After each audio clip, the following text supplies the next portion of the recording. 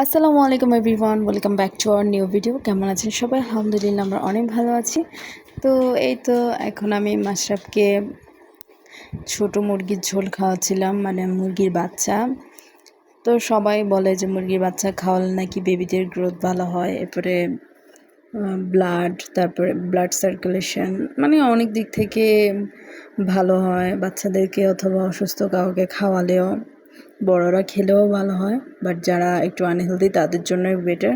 যেহেতু মাশরাফ একটু আনহেলদি, ও একদমই খেতে চায় না, তাই ওর জন্য এখন আমরা যতদিনে বাড়িতে থাকবো ওর জন্য একটা করে মুরগির বাচ্চা রান্না করা হবে। দেখি ও যতটুকু খায় ততটুকুই মনে হয় লাভ।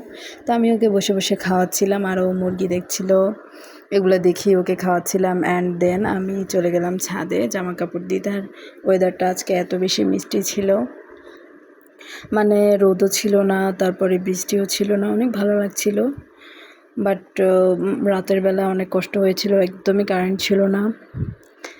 গ্রামের বাড়িতে একদমই কারেন্ট থাকে না, আমার খুবই কষ্ট হয়ে যায়। আর এরপরে সন্ধ্যা ইফতারের পরে আমি আমের ভর্তা বানাই। তো এই সাদাটা হচ্ছে আমার শাশুড়ির জন্য, আর লালটা হচ্ছে আমার জন্য, মানে আমি একটু ঝাল বেশি খাই। অ্যান্ড দেন মাশরাফ সহ আমি অনেকক্ষণ একটু দুষ্টুমি করলাম। ও আমাকে শলার মুঠা দিয়ে মারছিল, অনেক দুষ্টুমি করছিল, একবার ওই রুমে একবার এই রুমে। তো অনেকক্ষণ ওর সাথে টাইম স্পেন্ড করলাম।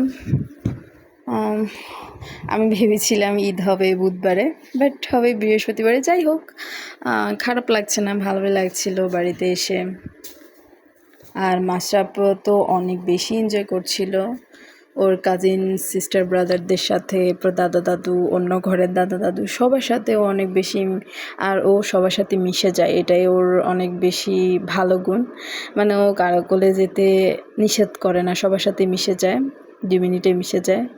তো রাতের বেলায় ছিল এটা। আর পরদিন আমি ওকে আবারও আরেকটা মুরগির বাচ্চা খাওয়াচ্ছিলাম। তো সবাই আমাদের জন্য দোয়া করবেন। আল্লাহ হাফিজ।